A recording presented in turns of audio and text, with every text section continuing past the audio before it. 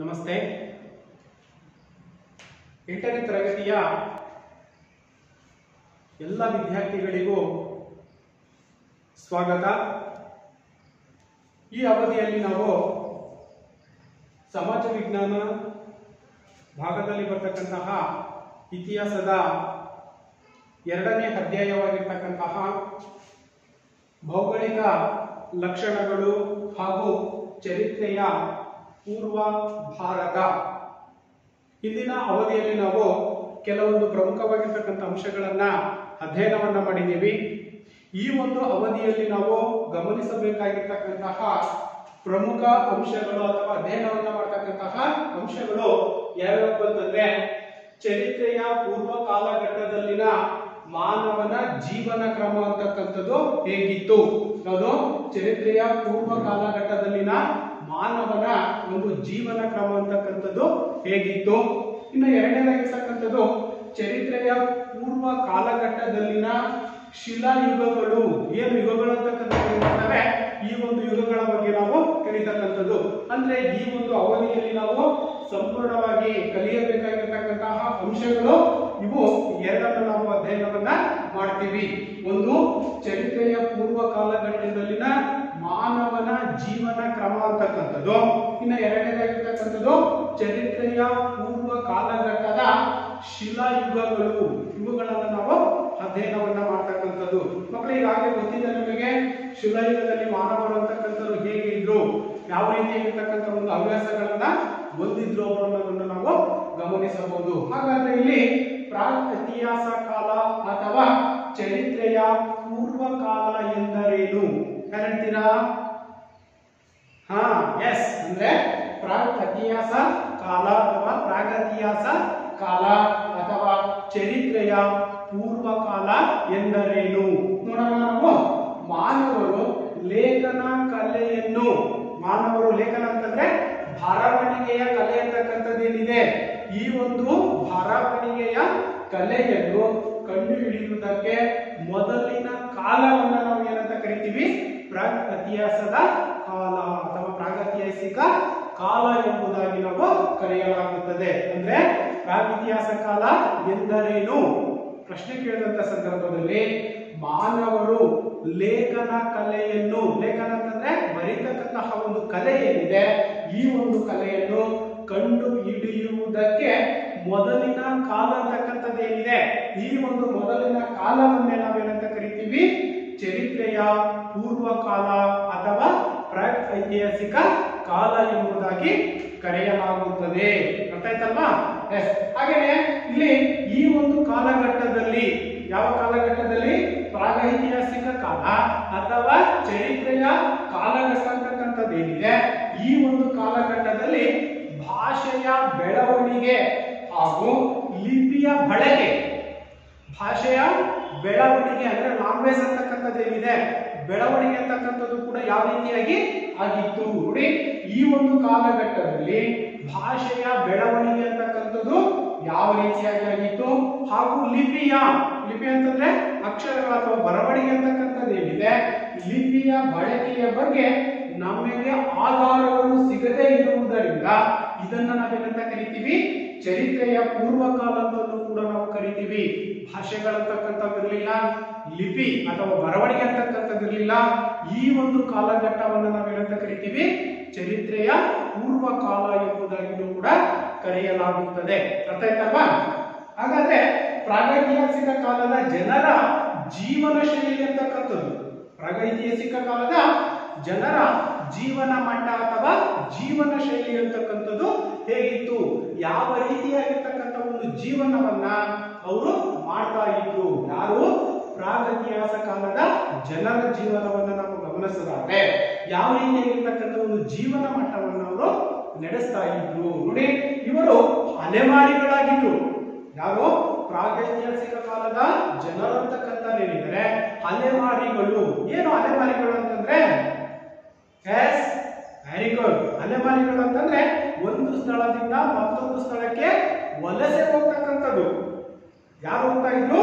ಈ ಒಂದು ಪ್ರಾಗೈತಿಹಾಸ ಕಾಲದ ಜನರು ಅಂತಕ್ಕಂಥದ್ದು ಒಂದು ಸ್ಥಳದಿಂದ ಮತ್ತೊಂದು ಸ್ಥಳಕ್ಕೆ ವಲಸೆ ಹೋಗ್ತಕ್ಕಂಥ ಒಂದು ಒಂದು ಪದ್ಧತಿ ಅಂತಕ್ಕಂಥದ್ದು ಕೂಡ ಅವರಲ್ಲಿ ನಾವು ಕಾಣ್ತಾ ಇದ್ವಿ. ಅರ್ಥ ಆಯ್ತಲ್ವಾ?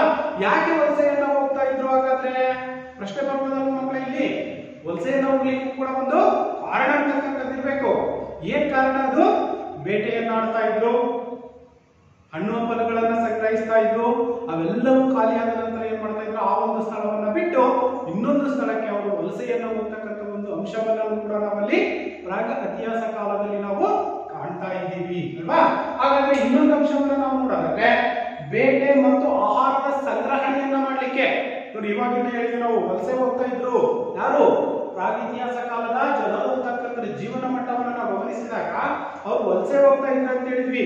ಯಾವ ಉದ್ದೇಶಕ್ಕಾಗಿ ಅವರು ವಲಸೆಯನ್ನ ಹೋಗ್ತಾ ಇದ್ರು? ಅಲ್ಲಿ ಬೇಟೆಯನ್ನ ಆಡ್ತಕ್ಕಂಥದ್ದು ಮತ್ತು ಆಹಾರದ ಒಂದು ಸಂಗ್ರಹಣೆಯನ್ನ ಕೂಡ್ಕೊಳ್ಳಿಕ್ಕೆ ಅಥವಾ ಆಹಾರವನ್ನ ಸಂಗ್ರಹಿಸಿಕೊಳ್ತಕ್ಕಂಥ ಒಂದು ಪದ್ಧತಿ ಅಂತಕ್ಕಂಥದ್ದು ಅವರು ಮಾಡ್ತಾ ಇದ್ರು. ಅದರ ಜೊತೆಯಲ್ಲಿ ಇವುಗಳ ಜೊತೆಯಲ್ಲಿನೇ ನಾವು ಶಿಲೆಗಳ ಆಯುಧಗಳು, ಕಟ್ಟಿಗೆಗಳ ಆಯುಧಗಳು ಮತ್ತು ಎಲುಬುಗಳ ಆಯುಧಗಳನ್ನು ಕೂಡ ಬಳಕೆ ಮಾಡ್ತಾ ಇದ್ರು. ಯಾರು? ಪ್ರಾಗೈತಿಹಾಸ ಕಾಲದ ಮಾನವರು ಅಂತಕ್ಕಂಥ ಏನಿದ್ದಾರೆ. ಯಾವ ರೀತಿಯಾಗಿರ್ತಕ್ಕಂಥ ಆಯುಧಗಳನ್ನ ಬಳಸ್ತಾ ಇದ್ರು ಅಂತಂದ್ರೆ ಶಿಲೆಗಳಿಂದ ಮಾಡಿರ್ತಕ್ಕಂಥ ಆಯುಧಗಳನ್ನ ಬಳಸ್ತಾ ಇದ್ರು. ಎಲುಬುಗಳಿಂದ ಅಂದ್ರೆ ಪ್ರಾಣಿಗಳಿಂದ ಸಿಗ್ತಕ್ಕಂಥ ಎಲುಬುಗಳು ಏನ್ ಬೇಟೆ ಆಡ್ತಾ ಇದ್ರು, ಆ ಪ್ರಾಣಿಗಳ ಎಲುಬುಗಳು ಅಂತಕ್ಕಂಥವೇನಿದ್ರು ಬೋನ್ಸ್, ಆ ಒಂದು ಎಲುಬುಗಳಿಂದ ಆಯುಧಗಳನ್ನ, ಚೂಪಾಗಿರ್ತಕ್ಕಂಥ ಆಯುಧಗಳನ್ನು ಕೂಡ ಅವರು ತಯಾರಿಸ್ತಾ ಇದ್ರು. ಅದರ ಜೊತೆಯಲ್ಲಿ ಕಟ್ಟಿಗೆಗಳಿಂದಲೂ ಕೂಡ ಆಯುಧಗಳನ್ನ ತಯಾರಿಸ್ತಾ ಇದ್ರು. ಇವ್ರು ಏನ್ ಮಾಡ್ತಾ ಇದ್ರು? ಆಯುಧಗಳನ್ನ ಅಂತಂದ್ರೆ ತಯಾರಿಕೆಯನ್ನ ಮಾಡಿಕೊಂಡು ಪ್ರಾಣಿಗಳನ್ನ ಬೇಟೆಯಾಡಲಿಕ್ಕೆ, ಗೆಡ್ಡೆ ಗೆಣಸುಗಳನ್ನ ಅಗಿಲಿಕ್ಕೆ, ಈ ರೀತಿಯಾಗಿ ಅವರು ಆಯುಧಗಳನ್ನು ಕೂಡ ಬಳಕೆಯನ್ನ ಮಾಡ್ತಾ ಇದ್ರು. ಯಾವ ಕಾಲದಲ್ಲಿ? ಪ್ರಾಗಿತಿಹಾಸ ಕಾಲದಲ್ಲಿ ನಾವು ಈ ರೀತಿಯಾಗಿರ್ತಕ್ಕಂಥ ಅವರ ಜೀವನ ಚರಿತ್ರೆಯನ್ನ ಗಮನಿಸಬಹುದಾಗಿದೆ ಮಕ್ಕಳೇ. ಅರ್ಥ ಆಯ್ತಲ್ವಾ? ಹಾಗಾದ್ರೆ ನಾವು ಶಿಲೆಗಳಲ್ಲಿ ತಯಾರಿಸಿದ ಪರಿಕರಗಳು, ಏನು ಪರಿಕರಗಳು ಅಂತಂದ್ರೆ ಅವರು ಉಪಯೋಗಿಸ್ತಕ್ಕಂತಹ ವಸ್ತುಗಳೇನಿದಾವೆ ಆ ವಸ್ತುಗಳನ್ನ ನಾವೇನಂತ ಕರಿತೀವಿ? ಪರಿಕರಗಳು ಅಂತ ಕರಿತೀವಿ. ಇವತ್ತಿಗೂ ಕೂಡ ಕಾಲಗಳನ್ನ ಭೇದಿಸಿ ಅಧ್ಯಯನವನ್ನ ಆಧಾರವಾಗಿರ್ತಕ್ಕಂಥ ನಾವು ಕಾಣ್ತಾ ಇದೀವಿ. ಅವರು ಉಪಯೋಗಿಸಿರ್ತಕ್ಕಂತಹ ಆಯುಧಗಳು ಅಂತಕ್ಕಂಥವೇನಿದಾವೆ, ಪರಿಕರಗಳು ಅಂತಕ್ಕಂಥವೇನಿದಾವೆ, ಅವುಗಳನ್ನ ಅಧ್ಯಯನವನ್ನ ಮಾಡುವುದರ ಮೂಲಕ ಪ್ರಾಗಿತಿಹಾಸ ಕಾಲದ ಅಥವಾ ಚರಿತ್ರೆ ಪೂರ್ವ ಕಾಲದ ಜನರ ಒಂದು ಜೀವನ ಮಟ್ಟ ಅಂತಕ್ಕಂಥದ್ದು ಯಾವ ರೀತಿಯಾಗಿತ್ತು ಅನ್ನೋದನ್ನು ಕೂಡ ನಾವು ಅಧ್ಯಯನವನ್ನ ಮಾಡಲಿಕ್ಕೆ ಅನುಕೂಲಕರವಾಗಿರ್ತಕ್ಕಂಥ ಒಂದು ಅಂಶವನ್ನು ಕೂಡ ನಾವಿಲ್ಲಿ ಗಮನಿಸಬಹುದಾಗಿದೆ ಮಕ್ಕಳೇ. ಅರ್ಥ ಆಯ್ತಲ್ವಾ? ಹಾಗಾದ್ರೆ ನಾವು ಶಿಲೆಗಳ ಒಂದು ಬಳಕೆ, ಈ ಒಂದು ಪ್ರಾಗಿತಿಹಾಸ ಕಾಲದಲ್ಲಿ ಶಿಲೆಗಳ ಬಳಕೆ ಅಂತಕ್ಕಂಥದ್ದು ಯಾವ ರೀತಿಯಾಗಿ ಮಾನವರು ಅಂತಕ್ಕಂಥವ್ರು ಬಳಕೆಯನ್ನ ಮಾಡ್ತಾ ಇದ್ರು ನೋಡಿ. ಇಲ್ಲಿ ಪ್ರಾಣಿಗಳ ಮೂಳೆ ಮತ್ತು ಮಾಂಸಗಳನ್ನ ಕತ್ತರಿಸಲು ಶಿಲೆಗಳ ಒಂದು ಆಯುಧಗಳು ಅಂತಕ್ಕಂಥವೇನಿದಾವೆ, ಆ ಒಂದು ಆಯುಧಗಳನ್ನ ಯಾವ ಉದ್ದೇಶಕ್ಕಾಗಿ ಅವರು ಬಳಸ್ತಾ ಇದ್ರಪ್ಪ ಅಂತಂದ್ರೆ ಪ್ರಾಣಿಗಳ ಮೂಳೆ ಮತ್ತು ಮಾಂಸಗಳನ್ನ ಕತ್ತರಿಸಲಿಕ್ಕೆ. ಇವತ್ತು ನಾವೇನ್ ಮಾಡ್ತಾ ಇದೀವಿ? ಕುಡುಗೋಲು, ಮಚ್ಚು ಅಥವಾ ಇನ್ನಿತರೆ ಆಯುಧಗಳನ್ನ ಬಳಕೆಯನ್ನ ಮಾಡ್ತಾ ಇದ್ದೀವಿ. ಅದೇ ರೀತಿಯಾಗಿ ಇಲ್ಲಿ ಪ್ರಾಗಿತಿಹಾಸದ ಕಾಲದ ಮಾನವರು ಕೂಡ ಏನ್ ಮಾಡ್ತಾ ಇದ್ರು? ಪ್ರಾಣಿಗಳನ್ನ ಮೂಳೆಗಳು ಮತ್ತು ಈ ಒಂದು ಮಾಂಸ ಕತ್ತರಿಸಲು ಆ ಒಂದು ಆಯುಧಗಳನ್ನ ಬಳಕೆಯನ್ನ ಮಾಡ್ತಾ ಇದ್ರು. ಶಿಲೆಗಳಿಂದ ತಯಾರಿಸಿರ್ತಕ್ಕಂತಹ ಆಯುಧಗಳನ್ನ ಅವರು ಬಳಕೆಯನ್ನ ಮಾಡ್ತಾ ಇದ್ರು ಮಕ್ಕಳೇ. ಅರ್ಥ ಆಯ್ತಲ್ವಾ? ಹಾಗಾದ್ರೆ ಇಲ್ಲಿ ಪ್ರಾಣಿಗಳ ಚರ್ಮವನ್ನು ಸುಲಿಲಿಕ್ಕೂ ಕೂಡ ಬರೇ ಪ್ರಾಣಿಗಳ ಮೂಳೆ ಮತ್ತು ಆ ಒಂದು ಮಾಂಸವನ್ನ ಕತ್ತರಿಸುವುದರ ಜೊತೆಗೆ ಏನ್ ಮಾಡ್ತಾ ಇದ್ದಾರೆ ಅಂತಂದ್ರೆ ಆ ಪ್ರಾಣಿಗಳ ಚರ್ಮವನ್ನ ಸುಲಿತಕ್ಕಂಥದ್ದು. ಪ್ರಾಣಿಗಳ ಚರ್ಮವನ್ನು ಸುಲಿಯೋದನ್ನು ಸಾಮಾನ್ಯವಾಗಿ ನೋಡಿದೀವಲ್ವಾ, ಹಳ್ಳಿಗಳಲ್ಲಿ ನೋಡಿರ್ತೀವಿ.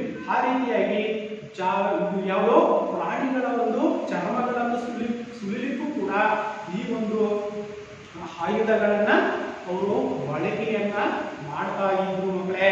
ಅರ್ಥ ಆಯ್ತಲ್ವಾ? ಹಾಗೇನೆ ಇಲ್ಲಿ ಹಣ್ಣು ಮತ್ತು ಬೇರುಗಳನ್ನ ಕತ್ತರಿಸಲು, ಹಣ್ಣು ಏನು ಕಾಡಿನಲ್ಲಿ ಸಿಗ್ತಕ್ಕಂತಹ ಹಣ್ಣುಗಳೇನಿದಾವೆ ಆ ಗೆಡ್ಡೆ ಗೆಣಸುಗಳಂತ ನಾವೇನ್ ಕರಿತೀವಿ, ಆ ಬೇರುಗಳನ್ನ ನಾವು ಗೆಡ್ಡೆ ಗೆಣಸುಗಳಂತ ಕರಿತೀವಿ.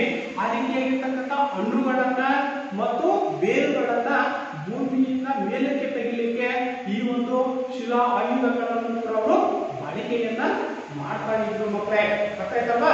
ಗೆಡ್ಡೆ ಗೆಣಸುಗಳನ್ನ ಬಗಿಲಿಕ್ಕೆ ನಾವಿವತ್ತು ಯಾವುದು ಚಲಿಕೆ ಬುದ್ಧಿಯನ್ನ ಬಳಕೆ ಮಾಡ್ತೀವೋ ಅದೇ ಅದೇ ರೀತಿಯಾಗಿ ಅವರು ಆ ಒಂದು ಶಿಲೆ ಆಯುಧಗಳನ್ನ ಈ ಒಂದು ಗೆಡ್ಡೆ ಗೆಣಸುಗಳನ್ನ ಹಗಿಲಿಕ್ಕೆ ಬಳಸ್ತಕ್ಕಂಥದ್ದು, ಹಣ್ಣುಗಳನ್ನ ತಿನ್ನಲಿಕ್ಕೆ ಬಳಸ್ತಕ್ಕಂಥ ಒಂದು ಪದ್ಧತಿಯನ್ನು ನಾವಲ್ಲಿ ಕಾಣ್ತಾ ಇದ್ವಿ.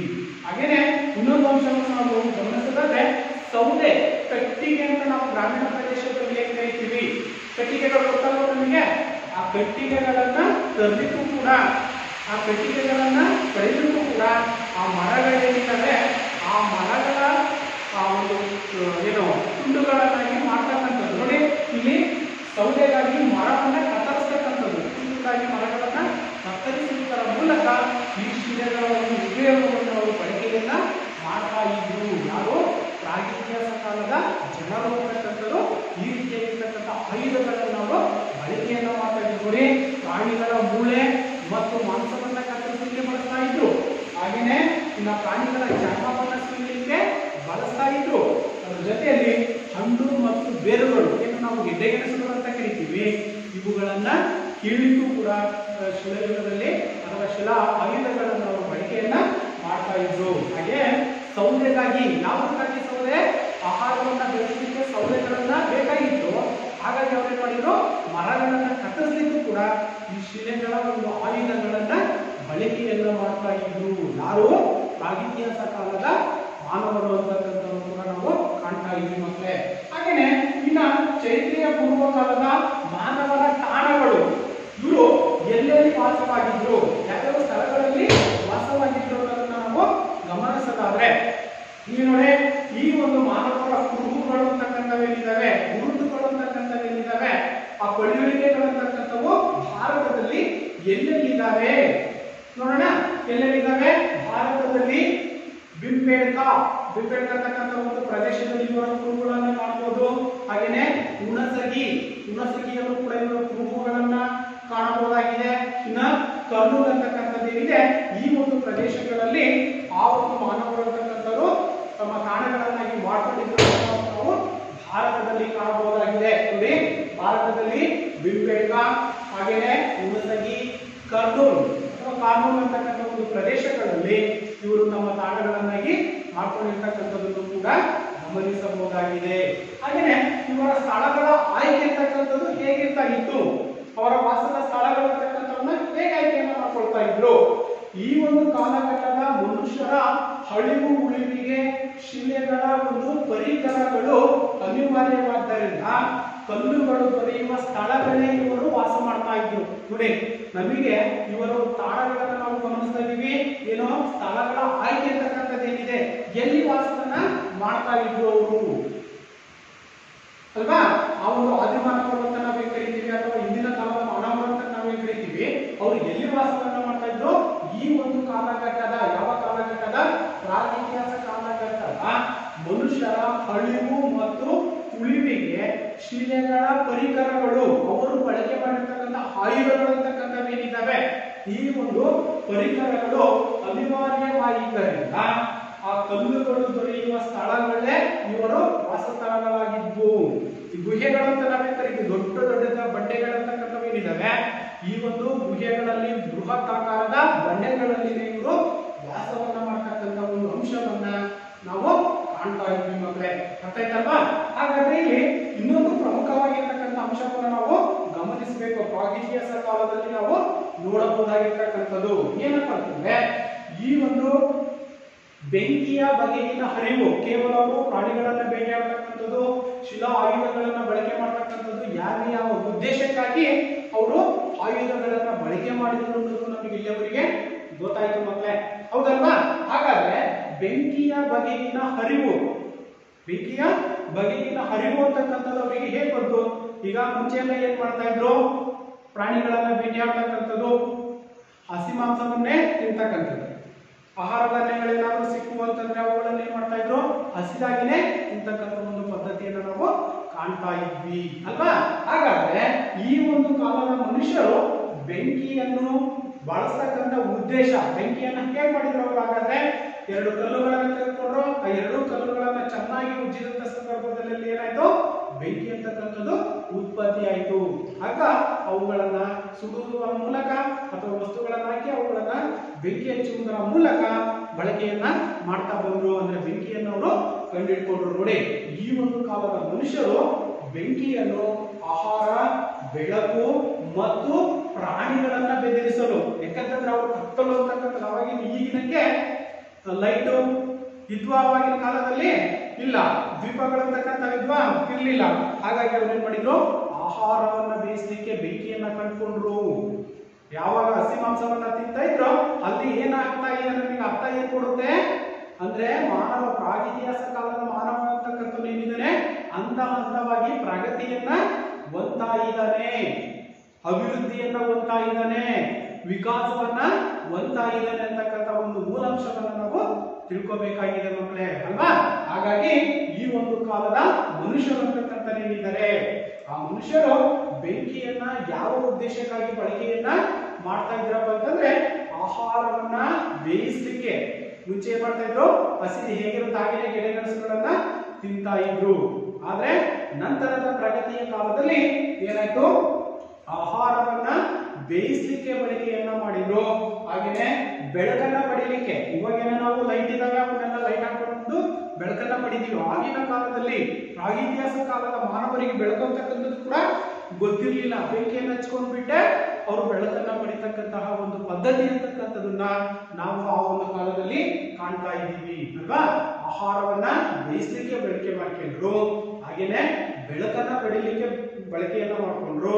ಅದರ ಜೊತೆಯಲ್ಲಿ ಇನ್ನೊಂದು ಪ್ರಮುಖವಾಗಿರ್ತಕ್ಕಂಥ ಅಂಶ ಏನಪ್ಪ ಮಕ್ಕಳೇ ಅಂತಂದ್ರೆ, ಇಲ್ಲಿ ಕತ್ತಲಾಗಿರ್ತಕ್ಕಂಥ ಸಂದರ್ಭದಲ್ಲಿ ರಾತ್ರಿಯ ಹೊತ್ತಿನಲ್ಲಿ ಕಾಡಿನಲ್ಲಿ ಅವರು ವಾಸವನ್ನ ಮಾಡ್ತಾ ಇದ್ರಲ್ಲ, ಆ ಸಂದರ್ಭಗಳಲ್ಲಿ ಪ್ರಾಣಿಗಳು ಏನಾದ್ರು ಅವ್ರ ಮೇಲೆ ದಾಳಿಯನ್ನ ಮಾಡಬಹುದು. ಆ ದಾಳಿಯಿಂದ ತಪ್ಪಿಸಿಕೊಳ್ತಕ್ಕಂಥ ಉದ್ದೇಶದಿಂದ ಅವರು ಏನ್ ಮಾಡ್ತಾ ಇದ್ರು, ಪ್ರಾಣಿಗಳನ್ನ ಬೆದರಿಸಲಿಕ್ಕೂ ಕೂಡ ಬೆಂಕಿಗಳನ್ನ ಹಚ್ಚತಕ್ಕಂಥ ಒಂದು ಕಾಲವನ್ನ ನಾವು ಪ್ರಾಗಿತಿಹಾಸ ಕಾಲದಲ್ಲಿ ನಾವು ಮಾನವರ ಜೀವನದಲ್ಲಿ ನಾವು ಕಾಣ್ತಾ ಇದ್ವಿ ಮಕ್ಕಳೇ, ಅಲ್ವಾ?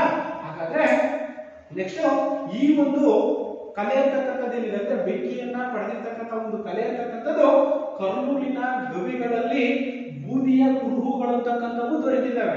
ನೋಡಿ, ಪ್ರಾಗಿತಿಹಾಸ ಕಾಲದ ಮಾನವರು ಅಂತಕ್ಕಂಥವ್ರು ಬೆಂಕಿಯನ್ನ ಬಳಕೆಯನ್ನ ಮಾಡ್ತಾ ಇದ್ರು. ಆಗಿನ ಕಾಲದಲ್ಲಿ ಅವರು ಬೆಂಕಿ ಅಂತಕ್ಕಂಥದನ್ನ ಕಂಡು ಹಿಡಿದಿದ್ರು ಅನ್ನೋದನ್ನ ನಾವು ಇವತ್ತಿಗೂ ಕೂಡ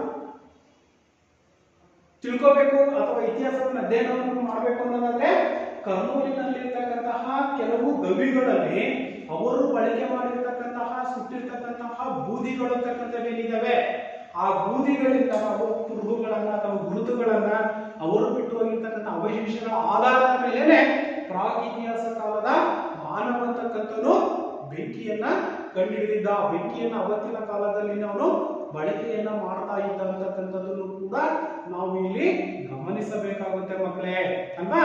ಈ ರೀತಿಯಾಗಿ ಈ ಒಂದು ಪ್ರಾಗಿತಿಹಾಸದ ಕಾಲದ ಮಾನವ ಅಂತಕ್ಕಂಥನು ಬೆಂಕಿಯನ್ನು ಕೂಡ ಕಂಡುಹಿಡಿಯುವುದರ ಮೂಲಕ ಆಹಾರವನ್ನ ಬೇಯಿಸ್ತಕ್ಕಂಥದ್ದು, ಹಾಗೇನೆ ಇಲ್ಲಿ ಮಾಂಸಗಳನ್ನ ಬೇಯಿಸ್ತಕ್ಕಂಥದ್ದು ಅಥವಾ ಬೆಳಕನ್ನ ಪಡಿತಕ್ಕಂಥದ್ದು, ಹಾಗೇನೆ ಪ್ರಾಣಿಗಳನ್ನ ಬೆದರಿಸಲಿಕ್ಕೂ ಕೂಡ ಈ ಒಂದು ಬೆಂಕಿಯನ್ನು ಬಳಕೆಯನ್ನ ಮಾಡ್ತಾ ಇದ್ದ.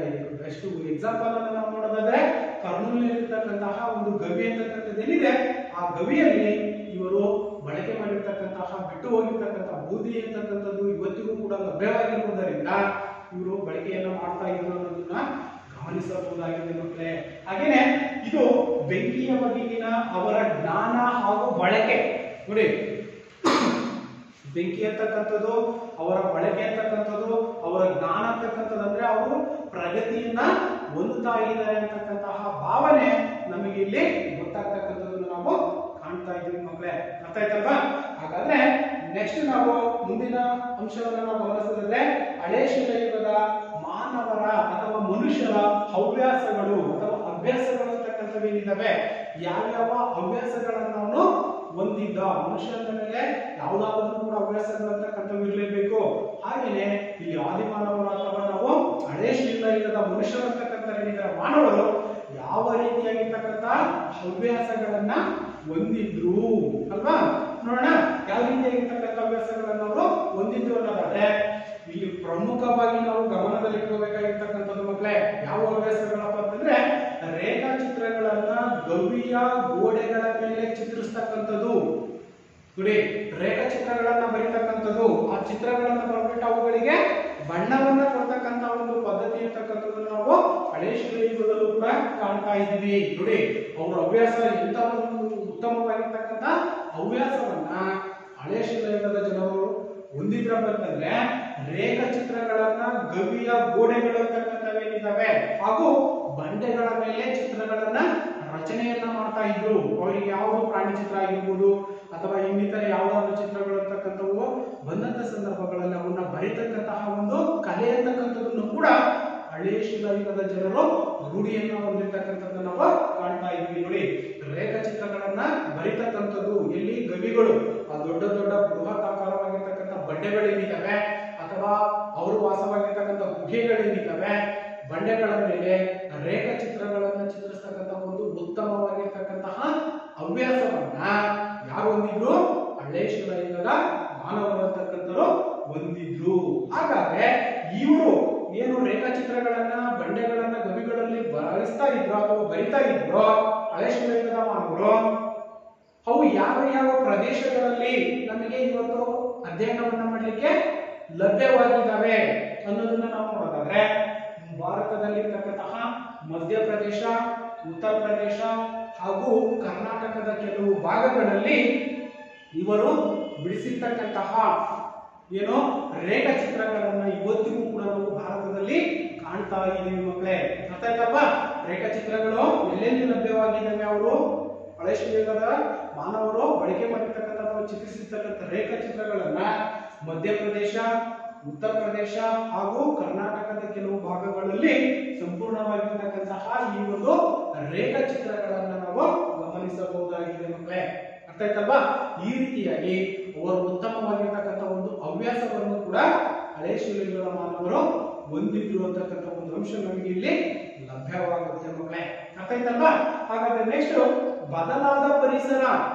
ನೋಡಿ ಹಳೆ ಶಿಲಾಯುಗದ ಮಾನವರು ಹಾಗೆ ಇರಲಿಲ್ಲ. ಫಸ್ಟ್ ಏನ್ ಮಾಡ್ತಾ ಇದ್ರು? ಹಸಿ ಮಾಂಸವನ್ನ ತಿಂತಾ ಇದ್ರು, ಗೆಡ್ಡೆ ಗೆಣಸುಗಳನ್ನ ತಿಂತಾ ಇದ್ರು, ಹಸಿಯಾಗಿರ್ತಕ್ಕಂಥದ್ದು. ನಂತರ ಏನ್ ಮಾಡಿದ್ರು? ಎಸ್, ಬೆಂಕಿಯನ್ನ ಕಟ್ಕೊಂಡ್ರು, ಮಾಂಸಗಳನ್ನ ಬೇಯಿಸ್ಕೊಳ್ತಿದ್ರು, ಆಹಾರ ಧಾನ್ಯಗಳನ್ನ ಬೇಯಿಸ್ಕೊಂತ ತಿಂದ್ರು. ನಂತರ ಏನಾಯ್ತು? ಅವರ ಹವ್ಯಾಸಗಳಲ್ಲೂ ಕೂಡ ವ್ಯತ್ಯಾಸ ಇರ್ತಕ್ಕಂಥದ್ದಾಯ್ತು ಅಲ್ವಾ? ಈ ರೀತಿಯಾಗಿ ಹಂತ ಹಂತವಾಗಿ ಅವರು ಬದಲಾವಣೆಯನ್ನ ವಿಕಾಸವನ್ನ ಹೊಂದ್ತಾ ಬರ್ತಾ ಇದ್ದಾರೆ. ಆಗ ಬದಲಾಗಿರ್ತಕ್ಕಂಥ ಒಂದು ಪರಿಸರವನ್ನ ನಾವು ಗಮನಿಸಿದಾಗ ಯಾವ ರೀತಿಯಾಗಿರ್ತಕ್ಕಂಥ ಒಂದು ಪರಿಸರದ ಬದಲಾವಣೆ ಅಂತಕ್ಕಂಥದ್ದು ಹಳೆ ಶಿಲಾಯುಗದಲ್ಲಿ ಉಂಟಾಯಿತು. ಸುಮಾರು 12,000 ವರ್ಷಗಳ ಹಿಂದೆ ಜಗತ್ತಿನ ಪರಿಸರದ ಬದಲಾವಣೆ ಅಂತಕ್ಕಂಥದ್ದು ಕೂಡ ಉಂಟಾಯಿತು. 12,000 ವರ್ಷಗಳು, 12,000 ವರ್ಷಗಳಿಂದಲೂ ಕೂಡ ಈ ಒಂದು ಪರಿಸರದ ಬದಲಾವಣೆ ಅಂತಕ್ಕಂಥದ್ದು ಕೂಡ ಉಂಟಾಗಿರ್ತಕ್ಕಂಥದ್ದು. ಅದರಲ್ಲಿ ಪ್ರಮುಖವಾಗಿ ನಾವು ಗಮನಿಸಬೇಕಾಗಿರ್ತಕ್ಕಂಥದ್ದು ಭೂಮಂಡಲದಲ್ಲಿ ತಾಪಮಾನ ಅಂತಕ್ಕಂಥದ್ದು ಏನಿದೆ ಹೆಚ್ಚಾಗಿರ್ತಕ್ಕಂಥದ್ದು. 12,000 ವರ್ಷಗಳ ಹಿಂದಿನ ಒಂದು ಪರಿಸರದ ಬದಲಾವಣೆಯನ್ನು ನಾವು ಗಮನಿಸಿದಾಗ ಇಲ್ಲಿ ಏನ್ ವ್ಯತ್ಯಾಸ ಅಂತಕ್ಕಂಥ ನಾವು ಕಾಣಿಸಿದೀವಿ. ಭೂಮಂಡಲದಲ್ಲಿ ಸಂಪೂರ್ಣವಾಗಿರ್ತಕ್ಕಂಥ ಒಂದು ತಾಪಮಾನ, ಉಷ್ಣಾಂಶ ಅಂತಕ್ಕಂಥದ್ದೇನಿದೆ ಅದು ಹೆಚ್ಚಾಗಿರ್ತಕ್ಕಂಥದ್ದನ್ನು ಕೂಡ ನಾವು ಗಮನಿಸಬಹುದಾಗಿದೆ. ಈ ರೀತಿಯಾಗಿ ಹಳೆ ಶಿಲಾಯುಗದಲ್ಲಿ ಒಂದು ಬದಲಾವಣೆ, ಪರಿಸರದ ಬದಲಾವಣೆ ಅಂತಕ್ಕಂಥದ್ದು ಕೂಡ ಉಂಟಾಗಿರ್ತಕ್ಕಂಥದ್ದು ನಾವು ಕಾಣ್ತಾ ಇದೀವಿ. ಈ ಒಂದು ಪರಿಸರದ ಬದಲಾವಣೆಯಿಂದ ಏನೆಲ್ಲ ಪರಿಣಾಮಗಳು ಉಂಟಾಗಿದೆ ಗೊತ್ತಾಯ್ತಲ್ವಾ? ಪರಿಸರದ ಬದಲಾವಣೆಯಿಂದ ಯಾವಾಗ 12,000 ವರ್ಷಗಳ ಹಿಂದಿನ ಒಂದು ಬದಲಾವಣೆಯಿಂದ ತಾಪಮಾನದಲ್ಲೂ ಕೂಡ ವ್ಯತ್ಯಾಸ ಅಂತಕ್ಕಂಥದ್ದು ಹೆಚ್ಚಾಗಿರ್ತಕ್ಕಂಥದ್ದು ನಾವು ಕಾಣ್ತಾ ಇದ್ದೀವಿ. ಹಾಗೇನೆ ಇಲ್ಲಿ ಯಾವ ರೀತಿಯಾಗಿರ್ತಕ್ಕಂತಹ ಪರಿಸರದ ಬದಲಾವಣೆಯಿಂದ ಯಾವೆಲ್ಲ ಪರಿಣಾಮಗಳು ಅಂತಕ್ಕಂಥವು ಉಂಟಾದವು, ಯಾವ ಬದಲಾವಣೆಯನ್ನ ನಾವು ಪರಿಣಾಮಗಳನ್ನ ಕಾಣಬಹುದಾಗಿದೆ. ಹುಲ್ಲುಗಾವಲುಗಳ ಬೆಳವಣಿಗೆ ಅಂತಕ್ಕಂಥದ್ದಾಯ್ತು. ನೋಡಿ ಪರಿಸರದಲ್ಲಿ ಯಾವಾಗ ಬದಲಾವಣೆ ಅಂತಕ್ಕಂಥದ್ದು ಹಂತ ಹಂತವಾಗಿ ಬಂತು ಅವಾಗ ಏನಾಯ್ತು ಮಕ್ಕಳೇ? ಹುಲ್ಲುಗಾವಲುಗಳ ಬೆಳವಣಿಗೆ ಅಂತಕ್ಕಂಥದ್ದಾಯ್ತು. ಆ ಹುಲ್ಲುಗಾವಲುಗಳು ಏನಕ್ಕೆ ಬೆಳವಣಿಗೆ ಆದವು ನೋಡೋಣ. ಎಸ್, ಪ್ರಾಣಿ ಪಕ್ಷಿಗಳ ಸಂತತಿ ಅಂತಕ್ಕಂಥದ್ದು ಹೆಚ್ಚಾಯ್ತು. ಯಾವಾಗ ತಾಪಮಾನದಲ್ಲಿ ಪರಿಸರದ ಬದಲಾವಣೆ ಅಂತಕ್ಕಂಥದ್ದಾಯ್ತು ಅವಾಗ ಹುಲ್ಲುಗಾವಲುಗಳ ಬೆಳವಣಿಗೆನೂ ಕೂಡ ಹೆಚ್ಚಾಗ್ತಾ ಹೋಯ್ತು. ಯಾವಾಗ ಹುಲ್ಲುಗಾವಲುಗಳು ಅಥವಾ ಕಾಡುಗಳು ಅಂತಕ್ಕಂಥವು ಹೆಚ್ಚಾಗ್ತಾ ಬೆಳೀತಾ ಬಂದ್ವು ಅವಾಗ ಪ್ರಾಣಿ ಪಕ್ಷಿಗಳ ಸಂತತಿ ಹೆಚ್ಚು ಸಂತತಿ ಅಂತಕ್ಕಂಥದ್ದು ಕೂಡ ಇಲ್ಲಿ ಉಂಟಾಗಿರ್ತಕ್ಕಂಥ ನಾವು ಕಾಣ್ತಾ ಇದೀವಿ. ಹಾಗೇನೆ ಇಲ್ಲಿ ಯಾವಾಗ ಪ್ರಾಣಿ ಪಕ್ಷಿಗಳ ಸಂತತಿ ಅಂತಕ್ಕಂಥದ್ದು ಹೆಚ್ಚಾಯ್ತೋ ಅವಾಗ ಅಲ್ಲಿ ಇರ್ತಕ್ಕಂತಹ ಪ್ರಾಣಿಗಳು ಯಾವ್ಯಾವ ಪ್ರಾಣಿಗಳನ್ನ ನಾವು ಕಾಣಬಹುದು? ಜಿಂಕೆಯನ್ನ ಕಾಣಬಹುದು, ಕಡವೆಯನ್ನ ಕಾಣಬಹುದು, ಮೇಕೆಗಳನ್ನ ಹಾಗೂ ಕುರಿಗಳು. ಈ ರೀತಿಯಾಗಿ ಪರಿಣಾಮ ಅಂತಕ್ಕಂಥದ್ದು ಕೂಡ ಉಂಟಾಗಿರ್ತಕ್ಕಂಥ ನಾವು ಕಾಣ್ತಾ ಇದೀವಿ. ನೋಡಿ, ಪರಿಸರದ ಬದಲಾವಣೆಯಿಂದ ಏನೆಲ್ಲ ಪರಿಣಾಮಗಳು ಆದವು? ಹುಲ್ಲುಗಾವಲುಗಳು ಅಂತಕ್ಕಂಥವು ಬೆಳವಣಿಗೆ ಆದವು. ಯಾವಾಗ ಹುಲ್ಲುಗಾವಲುಗಳು ಅಂತಕ್ಕಂಥವು ಬೆಳವಣಿಗೆ ಆದವು ಅವಾಗ ಏನಾಯ್ತು? ಪ್ರಾಣಿ ಪಕ್ಷಿಗಳ ಸಂತತಿ ಅಂತಕ್ಕಂಥದ್ದು ಕೂಡ ಹೆಚ್ಚಾಯ್ತಾ ಹೋಯಿತು. ಯಾವಾಗ ಪ್ರಾಣಿ ಪಕ್ಷಿಗಳ ಸಂತತಿ ಅಂತಕ್ಕಂಥದ್ದು ಹೆಚ್ಚಾಯ್ತೋ ಆಗ ಆ ಒಂದು ಪ್ರದೇಶದಲ್ಲಿ ಅಥವಾ ಆ ಒಂದು ಯುಗದಲ್ಲಿ ನಾವು ಜಿಂಕೆಗಳನ್ನ ಕಾಣ್ತಾ ಇದ್ದೀವಿ, ಕಡವೆಗಳನ್ನ ಕಾಣ್ತಾ ಇದ್ದೀವಿ, ಮೇಕೆಗಳನ್ನ ಕಾಣ್ತಾ ಇದ್ದೀವಿ, ಹಾಗೇನೆ ಕುರಿಗಳನ್ನು ಕೂಡ ನಾವು ಗಮನಿಸ್ತಾ ಇದ್ದೀವಿ. ಈ ರೀತಿಯಾಗಿರ್ತಕ್ಕಂತಹ ಹಳೆ ಶಿಲಾಯುಗದಲ್ಲಿ ಪ್ರಗತಿ ಮತ್ತು ಪರಿಣಾಮಗಳಂತಕ್ಕಂಥವು ಕೂಡ ಹೆಚ್ಚಾಗ್ತಾ ಬಂತು. ತದನಂತರದಲ್ಲಿ ನಾವು ಪ್ರಾಣಿಗಳ ಸ್ವಭಾವ,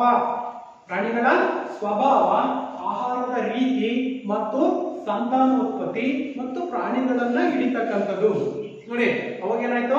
ಯಾವಾಗ ಹುಲ್ಲುಗಾವಲುಗಳು ಅಂತಕ್ಕಂಥವು ಪ್ರಾಣಿಗಳನ್ನ ಬೇಟೆಯಾಡ್ತಾ ಇದ್ನೋ ಪರಿಸರದಲ್ಲಿ ಬದಲಾವಣೆ ಅಂತಕ್ಕಂಥದ್ದು ಉಂಟಾಗಿ ಪರಿಣಾಮಗಳು ಅಂತಕ್ಕಂಥವು ಪ್ರಾರಂಭವಾದವು. ಅವಾಗ ಏನಾಯ್ತು? ಆಹಾರದ ರೀತಿಗಳು ಬದಲಾದವು. ಅಂದ್ರೆ ಬೇಯಿಸಿದ ಆಹಾರವನ್ನ ತಿಂತಕ್ಕಂಥದ್ದು ಅಲ್ವಾ? ಬೇಯಿಸಿದ ಮಾಂಸಗಳನ್ನ ತಿಂತಕ್ಕಂಥದ್ದು, ಹಾಗೇನೆ ಸಂತಾನೋತ್ಪತ್ತಿ, ಹಾಗೇನೆ ಪ್ರಾಣಿಗಳನ್ನ ಹಿಡಿತಕ್ಕಂಥದ್ದು. ಪ್ರಾಣಿಗಳನ್ನ ಹಿಡಿದು ಏನ್ ಮಾಡ್ತಾ ಇದ್ದವನು?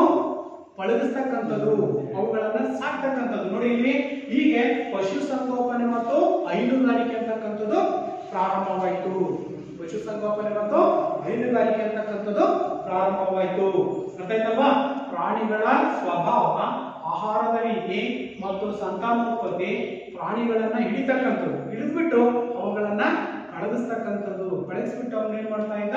ಪಶು ಸಂಗೋಪನೆ, ಅವುಗಳ ಪ್ರಾಣಿಗಳನ್ನ ಸಾಕ್ತಕ್ಕಂಥದ್ದು ಮತ್ತು ಹಾಲು ಉತ್ಪಾದನೆ ಮಾಡ್ತಕ್ಕಂಥದ್ದೇನಿದೆ ಈ ರೀತಿಯಾಗಿ ಹೈನುಗಾರಿಕೆಗಳು ಅಂತಕ್ಕಂಥವು ಕೂಡ ಪ್ರಾರಂಭವಾದವು. ನಂತರದಲ್ಲಿ ಹೊಳೆಗಳಲ್ಲಿ ಮತ್ತು ಕೆರೆಗಳಲ್ಲಿ ಮೀನು ಹಿಡಿಯುವುದನ್ನ ಕಲಿತಾ, ಹಾಗೇನೆ ದವಸ ಧಾನ್ಯಗಳನ್ನ ಬೆಳೀತಕ್ಕಂಥದ್ದು, ಅಂದ್ರೆ ಆಹಾರ ಧಾನ್ಯಗಳು ಅಂತಕ್ಕಂಥವೇನಿದಾವೆ ಆ ಆಹಾರ ಧಾನ್ಯಗಳನ್ನ ಬೆಳೀತಕ್ಕಂಥದ್ದನ್ನು ಕೂಡ ಅವನು ಕಲಿತ. ಈ ಎಲ್ಲ ಅಂಶಗಳೇನಿದಾವೆ ಪ್ರಾಕ್ತನ ಶಾಸ್ತ್ರಜ್ಞರು ಈ ಒಂದು ಯುಗವನ್ನ ಹೀಗೆ ಕರೆಯುತ್ತಾರೆ. ಏನಂತ ಕರೀತಾರೆ? ಹಳೆ ಶಿಲಾಯುಗವೆಂದು ಕೂಡ ಕರೆಯಲಾಗುತ್ತದೆ. ಅರ್ಥ ಆಯ್ತಾ ಮಕ್ಕಳೇ? ಇಷ್ಟು ನಂತರ ಈ ಒಂದು ಯುಗ ಅಂತಕ್ಕಂಥದ್ದೇನಿದೆ 12,000 ವರ್ಷಗಳ ಹಳೆದು. ಅದು ಹಳೆ ಶಿಲಾಯುಗ ಅಂತಕ್ಕಂಥದ್ದೇನಿದೆ 12,000 ವರ್ಷಗಳ ಒಂದು ಹಳೆಯದಂತಕ್ಕಂಥದ್ದು. ಈ ಒಂದು ಅವಧಿಯನ್ನ ನಾವು ಪ್ರಮುಖವಾಗಿ 3 ಭಾಗಗಳಾಗಿ ವಿಂಗಡಿಸಬಹುದಾಗಿದೆ. ಈ ಒಂದು ಅವಧಿ ಅಂತಕ್ಕಂಥದ್ದೇನಿದೆ ಈ ಒಂದು ಅವಧಿಯನ್ನ 3 ಭಾಗಗಳಾಗಿ ವಿಂಗಡಿಸಬಹುದಾಗಿದೆ. ಮತ್ತೆ ಯಾವ್ಯಾವು? ಹಳೆಯ ಶಿಲಾಯುಗ ಅಥವಾ ಆದಿ ಶಿಲಾಯುಗ, ಎರಡನೇದಾಗಿರ್ತಕ್ಕಂಥದ್ದು ಮಧ್ಯ ಶಿಲಾಯುಗ ಮತ್ತು ಕೊನೆಯದಾಗಿರ್ತಕ್ಕಂಥದ್ದು ಅಂತ್ಯ ಶಿಲಾಯುಗ. ಈ ರೀತಿಯಾಗಿ ಹಳೆ ಶಿಲಾಯುಗವನ್ನ ನಾವು 3 ಭಾಗಗಳಾಗಿ ಕಾಣ್ತಾ ಇದ್ದೀವಿ. ಒಂದು ಆದಿ ಶಿಲಾಯುಗ, ಹಾಗೆ ಮಧ್ಯ ಶಿಲಾಯುಗ ಮತ್ತು ಅಂತ್ಯ ಶಿಲಾಯುಗ ಎಂಬುದಾಗಿ ಕರೆಯಲಾಗುತ್ತೆ. ಹಾಗಾದ್ರೆ ನಂತರದಲ್ಲಿ ನಾವು ಇವರು ಬಳಸುತ್ತಿದ್ದ ಆಯುಧಗಳು, ಯಾವ್ಯಾವ ರೀತಿಯಾಗಿರ್ತಕ್ಕಂಥ ಆಯುಧಗಳನ್ನ ಈ ಒಂದು ಹಳೆ ಶಿಲಾಯುಗದ ಜನರು ಅಂತಕ್ಕಂಥವ್ರು ಅಥವಾ ಮಾನವ ಅಂತಕ್ಕಂಥವ್ರು ಬಳಸ್ತಾ ಇದ್ದ ಆಯುಧಗಳು ಒಳಪಿನಿಂದ ಕೂಡಿದ್ವು. ಶಾರ್ಪ್ ಅಂತ ಕರಿತೀವಿ ನೋಡ್ರಿ ನಾವು, ಬಹಳಷ್ಟು ಶಾರ್ಪ್ ಆಗಿ ಅಂದ್ರೆ ಚೂಪಾಗಿರ್ತಕ್ಕಂತಹ ಹರಿತವಾಗಿರ್ತಕ್ಕಂತಹ ಆಯುಧಗಳನ್ನ ಬಳಕೆಯನ್ನ ಮಾಡ್ತಾ ಇದ್ರು. ಹಾಗಾದ್ರೆ ಮಾನವನ ಒಂದು ಪ್ರಗತಿ ಅಂತಕ್ಕಂಥದ್ದು ಹೇಗಾಯ್ತು? ಹಳೆ ಶಿಲಾಯುಗದಿಂದ ಬದಲಾವಣೆ ಅಂತಕ್ಕಂಥದ್ದಾಯ್ತು, ಪರಿಸರದ ಬದಲಾವಣೆ ಅಂತಕ್ಕಂಥದ್ದಾಯ್ತು, ಏನೆಲ್ಲ ಅಭಿವೃದ್ಧಿಯನ್ನು ಅವನು ಪ್ರಗತಿಯನ್ನು ಬಂದ ಮಾನವ ಅಂತಕ್ಕಂಥವನು. ನಂತರ ಯಾವ ಪ್ರಗತಿಯನ್ನು ನಾವು ಗಮನಿಸಬಹುದಾಗಿದೆ ಅಂದ್ರೆ, ಏನು ಕಾಡಿನಲ್ಲಿ ಸಿಗ್ತಕ್ಕಂಥ ಗಿಡಗಳೇನಿದಾವೆ ಈ ಒಂದು ಗಿಡಗಳಿಂದ ಗಿಡ ಮೂಲಿಕೆಯನ್ನ ಅರಿಯತಕ್ಕಂಥ ಒಂದು ಕಲೆಯನ್ನ ಕಲಿತ ಔಷಧಿಗಳು ಅಂತ ನಾವು ಕರಿತೀವಿ. ಇವತ್ತಿನ ದಿನ ಏನಾಗಿದೆ, ಜಾಸ್ತಿ ಬ್ರಿಟಿಷ್ ಅಥವಾ ಇಂಗ್ಲಿಷ್ ಔಷಧಿಗಳನ್ನ ಹೆಚ್ಚಾಗಿ ಬಳಸ್ತಕ್ಕಂಥ ನಾವು ಕಾಣ್ತಿದ್ದೀವಿ. ಇವತ್ತಿಗೂ ಕೂಡ ಕೆಲವೊಂದು ಪ್ರದೇಶಗಳು, ಅದರಲ್ಲೂ ನಮ್ಮ ಕರ್ನಾಟಕದಲ್ಲಿ ಕೆಲವೊಂದು ಪ್ರದೇಶಗಳಲ್ಲಿ ಈ ಒಂದು ಗಿಡ ಮೂಲಿಕೆಯನ್ನ ಕಾಣ್ತಾ ಇದ್ದೀವಿ, ಗಿಡ ಮೂಲಿಕೆಯ ಔಷಧಿಗಳನ್ನ ಪಡಿತಕ್ಕಂಥ ನಾವು ಕಾಣ್ತಿದ್ದೀವಿ. ಅಲ್ವಾ. ಹೆಚ್ಚಿನದಾಗಿ ಕಾಡುಗಳಲ್ಲಿ ಗಿಡಮೂಲಿಕೆಗಳನ್ನು ಕೂಡ ನಾವು ಗಮನಿಸ್ತಾ ಇದ್ದೀವಿ. ಇನ್ನ ಎರಡನೇದಾಗಿರ್ತಕ್ಕಂಥದ್ದು ದವಸ ಧಾನ್ಯ ಪುಡಿ ಮಾಡಲು ಬೀಸಕಲ್ಲುಗಳನ್ನು ಬಳಸ್ತಕ್ಕಂಥದ್ದು. ಅವಾಗ ಏನ್ ಮಾಡ್ತಾ ಇದೆ, ಹೇಗಿರ್ತಿದ್ವು ಹಾಗೇನೆ ಆಹಾರದ ಒಂದು ಸೇವನೆಯನ್ನ ಮಾಡ್ತಾ ಇದ್ದ. ಇತ್ತೀಚಿನ ದಿನಗಳಲ್ಲಿ ಏನಾಯ್ತು, ಅವನು ಮಾನವ ಪ್ರಗತಿಯನ್ನ ಹೊಂದಿದ ನಂತರದ ದಿನಗಳಲ್ಲಿ ದವಸ ಧಾನ್ಯಗಳಂತಕ್ಕಂಥವೇನಿದಾವೆ ಇವುಗಳನ್ನ ಪುಡಿ ಮಾಡ್ತಕ್ಕಂಥದ್ದು, ಅಂದ್ರೆ ಬೀಸು ಕಲ್ಲುಗಳನ್ನ ಬಳಕೆಯನ್ನ ಮಾಡ್ತಾ ಬಂದ. ಕಲ್ಲು ಗೊತ್ತಲ್ಲ ನಮಗೆ, ಬೀಸಕಲ್ಲು ಹಳ್ಳಿ ಒಳಗಡೆ ಇರ್ತವೆ. ಇವತ್ತಿನ ದಿನ ಏನಾಗಿದೆ, ಎಲ್ಲಾ ಮಿಕ್ಸರು ಗ್ರೈಂಡರು ಕೂಡ ನಾವು ಬಳಕೆಯನ್ನ ಮಾಡ್ತಾ ಇದ್ದೀವಿ. ಆದ್ರೆ ಆ ಒಂದು ಕಾಲದ ಮಾನವರು ಅಂತಕ್ಕಂಥ ಏನಿದ್ದಾರೆ, ಇಂದಿನ ಕಾಲದ ಮಾನವರು ದವಸ ಧಾನ್ಯಗಳನ್ನ ಪುಡಿ ಮಾಡ್ಲಿಕ್ಕೆ ಏನ್ ಮಾಡ್ತಾ ಇದ್ರು, ಅವರು ಬೀಸಕಲ್ಲುಗಳನ್ನ ಬಳಕೆಯನ್ನ ಮಾಡ್ತಾ ಇದ್ರು. ನಂತರ ಮಡಿಕೆ ಕುಡಿಕೆಗಳನ್ನ ಬಳಕೆಯನ್ನ ಮಾಡ್ತಾ ಇದ್ರು. ಇವತ್ತಿನ ದಿನ ಎಲ್ಲೆಲ್ಲ ಪ್ಲಾಸ್ಟಿಕ್, ಸಿಲ್ವರು, ಸ್ಟೀಲ್ ಅನ್ನೋದನ್ನ ನಾವು ಬಳಕೆಯನ್ನ ಮಾಡ್ತಾ ಇದ್ದೀವಿ. ಆದ್ರೆ ಆದಿಮಾನವ ಅಂತಕ್ಕಂಥ ಏನ್ ಮಾಡ್ತಾ ಇದ್ದ, ಮಡಿಕೆ ಕುಡಿಕೆಗಳನ್ನ ಬಳಕೆಯನ್ನ ಮಾಡ್ತಕ್ಕಂಥದ್ದು. ಈ ಮಡಿಕೆ ಕುಡಿಕೆಗಳನ್ನ ಹಕ್ಕಿಗಳನ್ನ ಹಾಕ್ಲಿಕ್ಕೆ ಅಥವಾ ಸಂಗ್ರಹಣೆಯನ್ನ ಮಾಡ್ಲಿಕ್ಕೆ, ಗೋಧಿಯನ್ನ ಸಂಗ್ರಹಣೆ ಮಾಡ್ಲಿಕ್ಕೆ ಅಥವಾ ಆಹಾರವನ್ನ ಬೆಳೆಸಲಿಕ್ಕೂ ಕೂಡ ಈ ಒಂದು ಮಡಿಕೆಗಳನ್ನ ಕುಡಿಕೆಗಳನ್ನ ಆದಿಮಾನವ ಅಥವಾ ಹಳೆ ಶಿಲಾಯುಗದ ಮಾನವ ಅಂತಕ್ಕಂಥನು ಬಳಕೆಯನ್ನ ಮಾಡ್ತಾ ಇದ್ದ.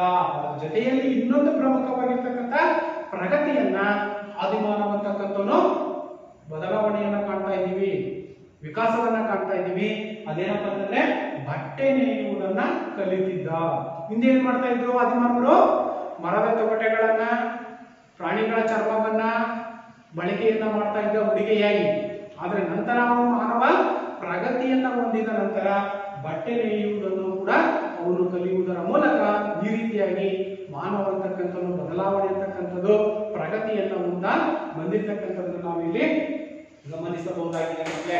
ಇಷ್ಟು ಪ್ರಮುಖವಾಗಿರ್ತಕ್ಕಂತಹ ಭೌಗೋಳಿಕ ಲಕ್ಷಣಗಳು ಹಾಗೂ ಚರಿತ್ರೆಯ ಪೂರ್ವ ಭಾರತವನ್ನು ನಾವು ಗಮನಿಸಿದಾಗ ಇಷ್ಟು ಅಂಶಗಳು ಕೂಡ ನಮಗೆ ಅರ್ಥವಾಗುತ್ತೆ ಮಕ್ಕಳೇ. ಅರ್ಥ ಆಯ್ತಲ್ಲ. ಪ್ರಾಗಿತಿಹಾಸ ಕಾಲದ ಚರಿತ್ರೆಯ ಪೂರ್ವಕಾಲ, ಹಾಗೇನೆ ಪ್ರಾಗಿತಿಹಾಸ ಕಾಲದ ಜನರ ಜೀವನ ಮಟ್ಟ ಅಂತಕ್ಕಂಥದ್ದು ಹೇಗಿತ್ತು, ಹಾಗೇನೆ ಶಿಲೆಗಳ ಒಂದು ಬಳಕೆ ಅಂತಕ್ಕಂಥದ್ದು, ಹಾಗೇನೆ ಹಳೆ ಶಿಲಾಯುಗದ ಮನುಷ್ಯರ ಹವ್ಯಾಸಗಳಂತಕ್ಕಂಥವು ಹೇಗಿದ್ವು, ಹಾಗೇನೆ ಬದಲಾವಣೆ ಅಂತಕ್ಕಂಥದ್ದು, ಪರಿಣಾಮ ಅಂತಕ್ಕಂಥದ್ದು ಕೂಡ ಉಂಟಾಯಿತು. ಇವರು ಬಳಸುತ್ತಿದ್ದಂತಹ ಆಯುಧಗಳು ಮತ್ತು ಮಾನವನ ಪ್ರಗತಿ ಅಂತಕ್ಕಂಥದ್ದು ಹೇಗಾಯ್ತು ಅನ್ನೋದನ್ನು ನಾವು ಇಲ್ಲಿಯವರೆಗೆ ಅಧ್ಯಯನವನ್ನ ಮಾಡಿದ್ವಿ ಮಕ್ಕಳೇ. ಅರ್ಥ ಆಯ್ತಲ್ವಾ? ಎಸ್. ಹಾಗಾದ್ರೆ ಗೃಹಪಾಠಕ್ಕೆ ಸಂಬಂಧಪಟ್ಟಂತೆ ಕೆಲವೊಂದು ಪ್ರಶ್ನೆಗಳನ್ನ ಬರ್ಕೊಳ್ಳಿ. ಪ್ರಾಗಿತಿಹಾಸ ಕಾಲ ಎಂದರೇನು? ಪ್ರಾಗಿತಿಹಾಸ ಕಾಲ ಎಂದರೇನು? ಪ್ರಾಗೈತಿಹಾಸಿಕ ಕಾಲ ಎಂದರೇನು?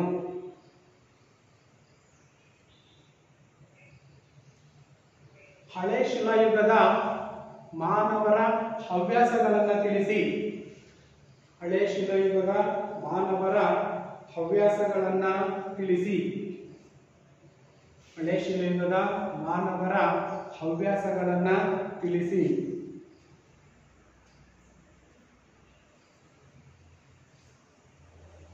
ಹಾಗೆಯೇ ಮಾನವನ ಪ್ರಗತಿಯನ್ನ ವಿವರಿಸಿ. ಮಾನವನ ಪ್ರಗತಿಯನ್ನ ವಿವರಿಸಿ. ಮಾನವನ ಪ್ರಗತಿಯನ್ನ ವಿವರಿಸಿ. ಅರ್ಥ ಆಯ್ತಲ್ವ ಮಕ್ಕಳೇ?